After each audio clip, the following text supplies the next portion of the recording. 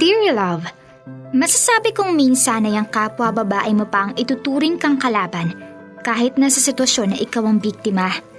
Kahit kailan ay wala akong intensyon na sirain ang relasyon ng matalik na kaibigan ng aking kapatid. Lalong higit na alam ko sa aking sarili na wala akong pagtingin sa kanya. Matagal ng kaibigan ng kuya ko si JP. Halos sabay na silang nagbinata at halos dito na siya tumira sa amin.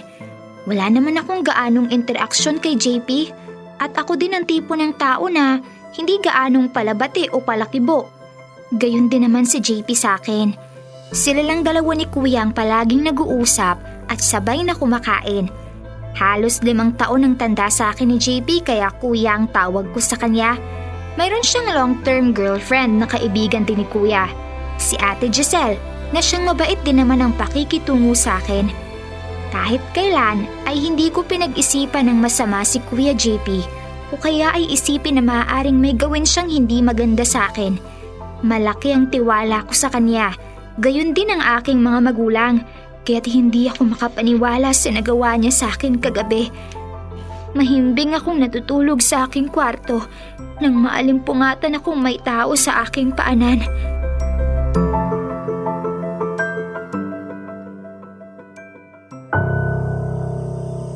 Kuya? Hazel. Anong ginagawa mo, kuya? Huwag mo po akong hawakan. Shh! Huwag ka maingay. Saglit lang to. Kuya, please po, huwag niyo po akong hipuan. Sisigaw po talaga ako dito. Katabi lang ng kwarto ko ang kwarto ni Papa, kaya... Shh! Please, Hazel. Isa lang. Subukan mo lang. Magugustuhan mo to, promise. Sinabing wag mo akong hawakan! Eto, ganito. Gusto mo ba? Nagugustuhan mo? Kuya JP, tama na po, please. Bitiwan niyo po ako. Sisigaw ako. Shh! Sinabing saglit lang eh. Di ka ba nagtitiwala sa akin? Di pa best friend ako ng kuya mo? Wala akong pakialam kung best friend ka ng kuya ko. Labas! Shh! Ito na. Isa lang. Pakadamot mo naman, isa lang. Labas!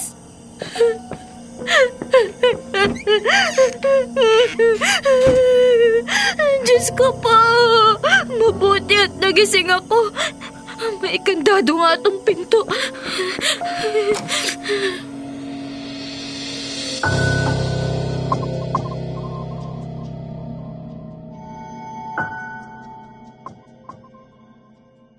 Lucas anak, halika na dito sa kusina. Ikaw na lang ang kulang. Ma, papunta na. Ang bango naman ng sinangag ng asawa ko. Ay, at ito, may corned beef. Hazel, di ba paborito mo ito? Hazel, puyat ka ba at nakatulala ka lang dyan, anak? Hazel, 17 ka na ha?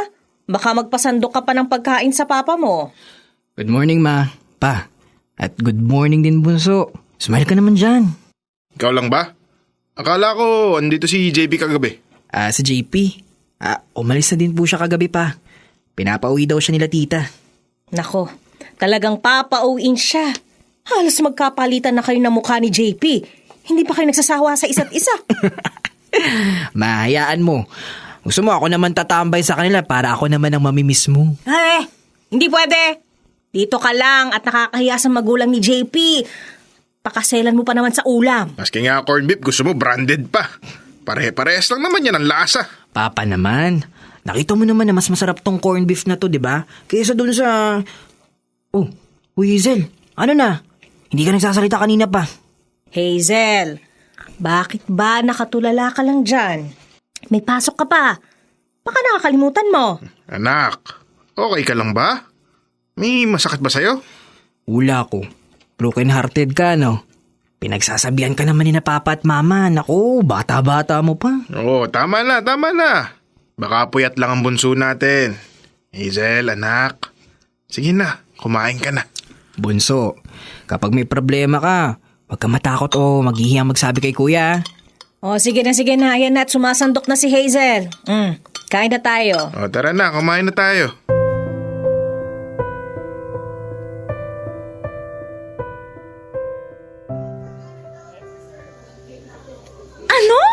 Hinipuan ka ni JP!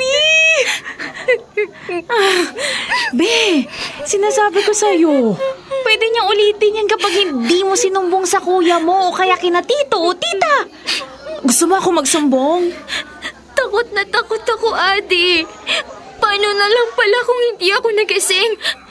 Baka mas grabe pa ang nagawa niya sa akin. Sure ka ba na nailak mo yung pinto ng kwarto mo, Hazel? Hindi ako sigurado kasi sa sobrang pagod ko nakatulog na lang ako. Tapos nagising na lang ako na nasa paanan ko siya. Tapos unti-unti na akong hinihipuan. Natatakot ako. Ayaw ko na maging mitya ito ng pag-aaway nila ni Kuya Lucas. Paano kung bigla na lang silang magkagulo tapos masisira yung pagiging magkaibigan nila? Saka, paano kapag sinabi ko kina Mama at Papa? Paano kung bigla na lang kasuhan si Kuya JP? Hazel! Naririnig mo ba yung sarili mo? Bakit mas takot ka pa sa kahihinat na ng manyakis na best friend ng kuya mo? Hindi ba dapat na mas matakot siya sa'yo? Saka, tama lang na isumbong mo kasi panigurado uulitin niya yan. Natatakot ako, Ate. Kaya mas lumalakas ang loob ng mga ganyang klase ng tao eh. Dahil yung mga nabibiktima nila, pinangungunahan ng takot kaysa magkaroon ng lakas ng loob na lumaban. Alam mo, Hazel, kapag di mo to ginawa ng aksyon, ako mismo magsasabi kay Kuya Lucas. Ate, pakiusap. Huwag, please. Sinabi ko tong problema ko sa'yo para naman kahit papano gumaan-gaan ang pakiramdam ko. Wala akong balak na sabihin yun kahit na kanino. Adi, sana maintindihan mo na ayaw ko ng gulo. Hazel, sana maintindihan mo rin na ayaw kong maulit to at mapahamak ka. Paano na lang kung bigyan ka niya ng pampatulog? Pagsamantalahan ka. Adi, pangako, mas magiging maingat ako. Pangako na sisiguraduhin kong ilalak ko ang pinto. Hazel, please. Nag-aalala ako sa'yo.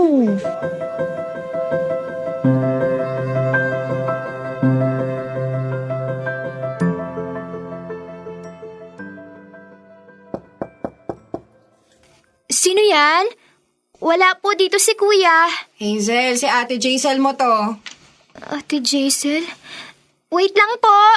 Wala po dito sila Kuya JP. Please, pakibukas ng pinto. Hi. Pasok po kayo.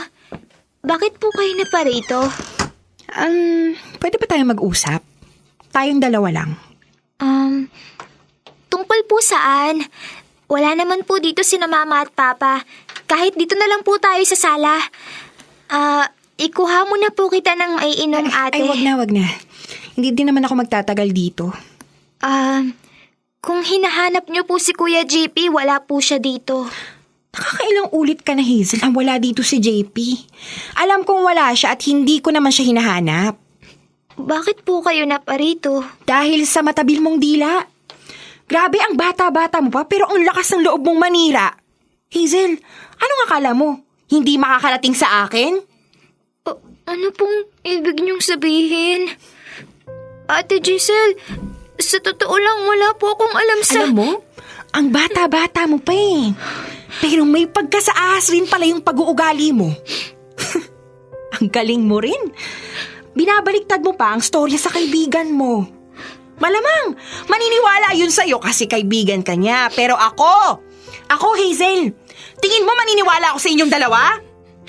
Ate Giselle, sorry, wala po akong maintindihan sa sinasabi niyo. Sigurado ka na wala ka naiintindihan? Sinisiraan mo si JP sa kaibigan mo at sa akin. Ang sabi sa akin ni Adi, concern lang daw siya sa'yo. Dahil takot ka na malaman ni na Lucas at ng parents mo. Sa tingin mo, maniniwala ako? Nahinipuan ka ng boyfriend ko? Hazel ipapaalam ko lang sa'yo na 5 taon na kaming magkarelasyon ni JP. May mga nakakabatang kapatid yung tao. Kaya imposible ang kahibangan na sinasabi mo. Ate, wala po akong intensyon na malaman mo to. Hindi ko po alam na sasabihin po to sa inyo ni Adi.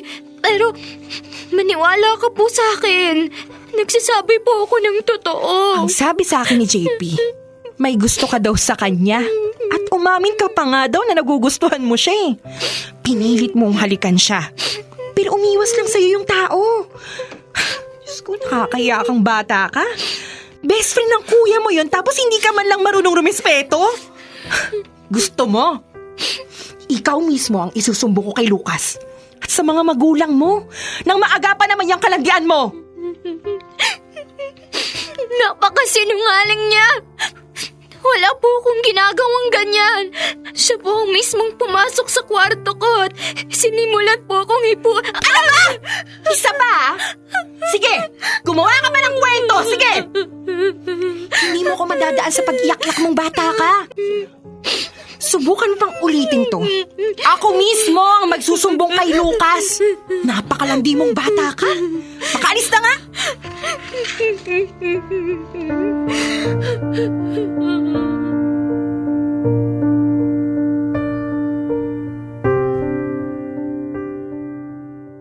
Dear love, ang hirap maging isang duwag.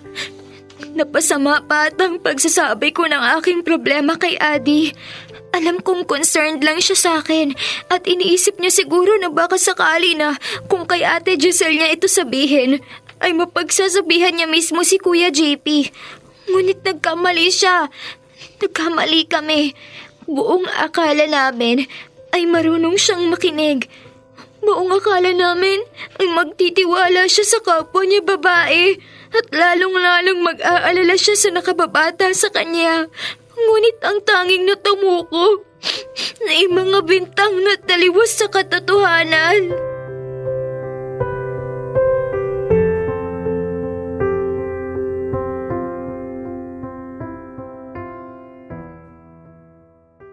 Tito, tita, magandang gabi po. Oh, andyan na pala si JP, sakto. At maghahapunan na kami. Pare, tara dito. Nagluto ng munggo si mama at may pritong tinapa. Ay, sakto pare, gutom na ako. Oh, JP, buka na rito. Hazel anak, ayos ka lang ba? Hindi ba masarap ang luto ng mama mo? Ma, wala lang po akong gana. Mamaya na lang po ako kakain. Hazel, sabay ka na sa amin. Hayaan mo siya pare. Baka may sakit tong bunso namin. Sige na Hazel, pagtitira ka na lang namin ng ulam. Oo nga Hazel, ayos ka lang ba? Ako nakakahalata na anak ha, noong isang araw ka pa ganyan. Medyo nahihilo lang po, ma. Wala pa po kasi akong tulog at nag-review po ako. O sige anak, mainam nga na umidlip ka muna.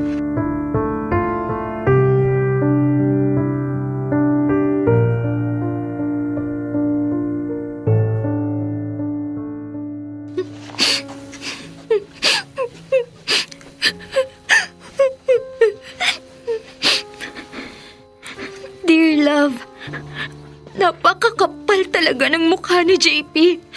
Nakuha pa niya na talagang pumunta sa aming bahay na parang walang nangyari. Ang kapal-kapal ng mukha niya. Matapos niya akong siraan at baliktarin sa girlfriend niya, ay ang lakas pa ng loob niyang pumunta-punta pa rin dito. Sa totoo lang ay gustong-gusto kong sabihin to kay kuya at maging sa aking mga magulang, pero pinapangunahan pa rin ako ng takot. Dahil si Ate Giselle nga ay napaniwala niya at pinalabas na akong may kasalanan. Paano pa kay kuya na matalik niyang kaibigan? Hindi ko alam kung sino ang papaniwalaan ni kuya. At sigurado ako na kapag si JP ang kanyang pinaniwalaan kaysa sa akin, ay higit akong masasaktan.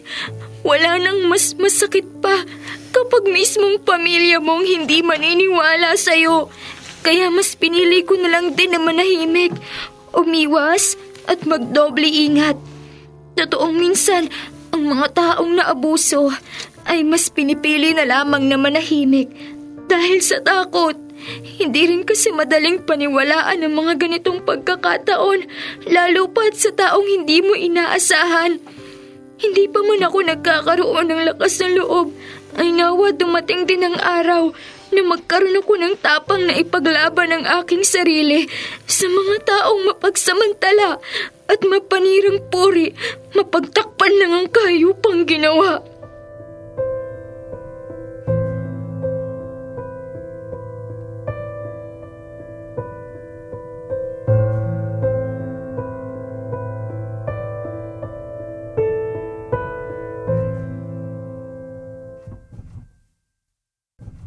Kailangan pa bang i-memorize yan? Love Radio Basic!